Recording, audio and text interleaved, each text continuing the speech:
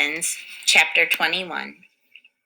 I did not take Rontu with me when I left the cave that night, and I closed the opening so that he would not follow me, for if the Aleuts had brought their dogs, he would surely smell them out. I went quietly through the brush to the headland. Before I had climbed to the top of the high rock, I could see the glow of the Aleut fires. They had camped on the mesa at the place and the spring they had used before. It was less than half a league from my cave. I stood for a long time watching the fires, wondering if I should move to another part of the island, perhaps to the cave where the wild dogs had lived. I was not afraid that the men would discover me because they worked on the beach or hunted in the canoes all day. It was the girl I was afraid of. The ravine was tangled with brush, which was hard to walk through, but in the ravine grew seeds and roots. Sometime when she was out looking for food, she might wander by the spring and see that it was being used and find my steps leading to the cave. I stood on the rock until the Aleut fires died.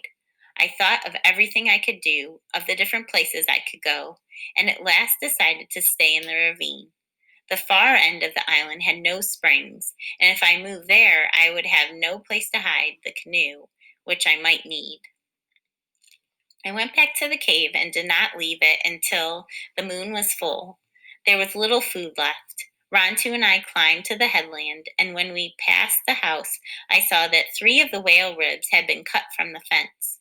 No one was there, or else Rontu would have barked.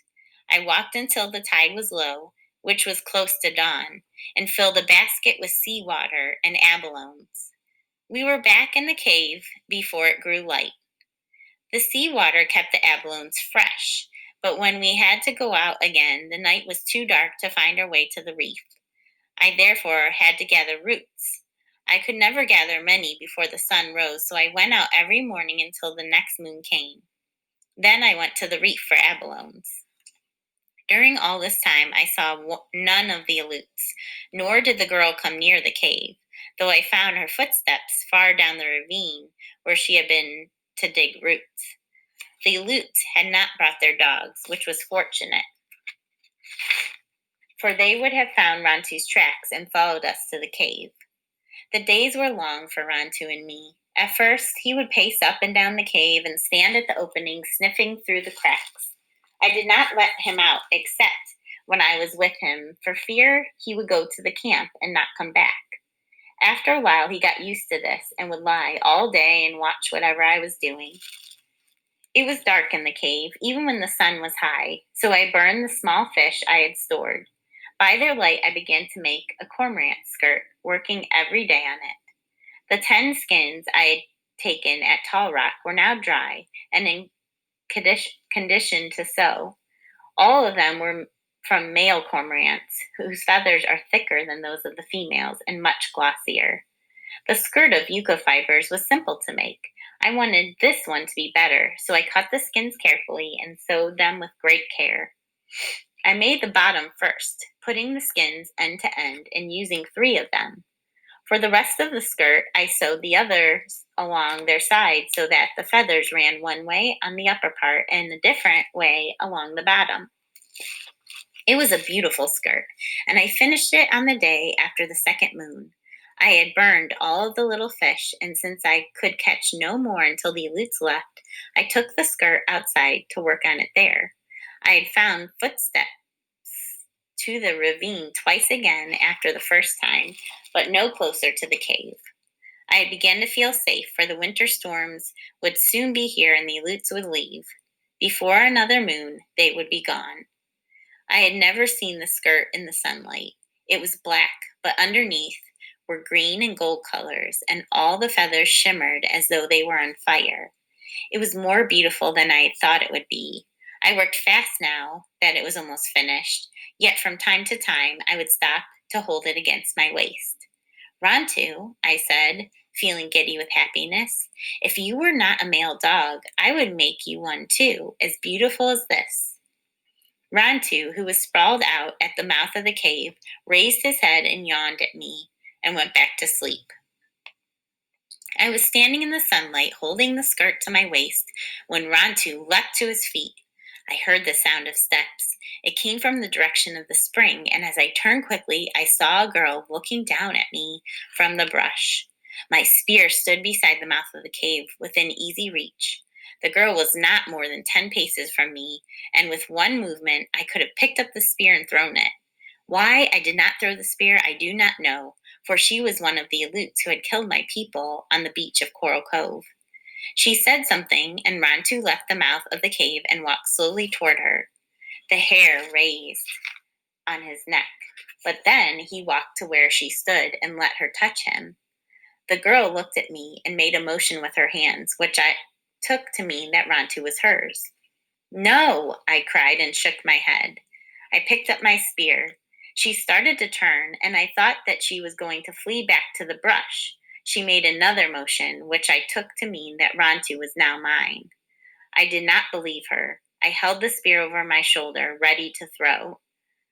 Tutak, she said, pointing to herself.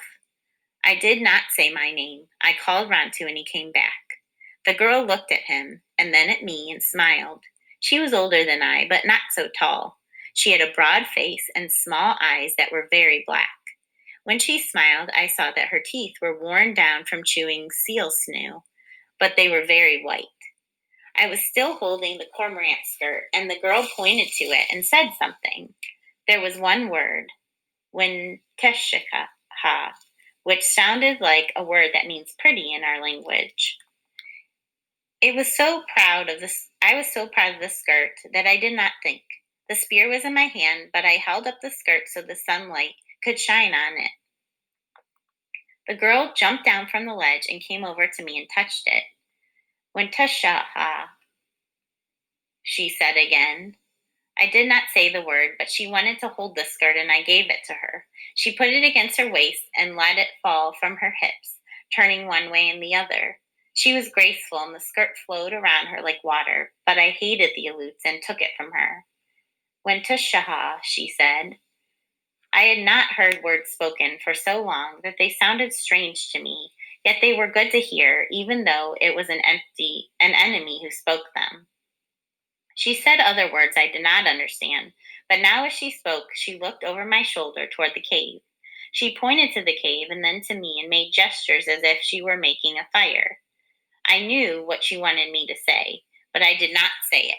She wished to know if I lived there in the cave, so she could come back with the men and take me to their camp. I shook my head and pointed to the far end of the island, away, away, for I did not trust her. She kept looking toward the cave, but she said nothing more about it. I held the spear, which I could have thrown. I did not, though I feared she would return with the hunters. She came over to me and touched my arm. I did not like the feel of her hand. She said more words and smiled again, and walked to the spring and drank. The next moment she had disappeared in the brush. Rantu did not try to follow her. She made no noise as she went. I crawled back to the cave and began to pack the things I owned. I had all the day to do it because the men were working and would not return to their camp before night. By nightfall, I was ready to go. I planned to take my canoe and to go to the west part of the island. I could sleep there on the rocks until the Aleuts left, moving from place to place if I needed to. I carried 5 baskets up the ravine and hid them near my house. It was getting dark and I had to go back to the cave for 2 that were left. Carefully, I crawled through the brush and stopped just above the mouth of the cave and listened. Rantu was beside me and he listened also. No one could go through that brush in the dusk without making sound, except someone who had lived in it for a long time. I went past the spring and waited and then on to the cave. I felt that someone had been there while I was away. They could be hiding in the dark, watching me. They were waiting until I went into the cave. I was afraid, so I did not go in, but quickly turned around.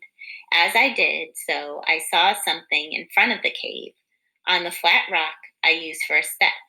It was a necklace of black stones, of a kind I had never seen.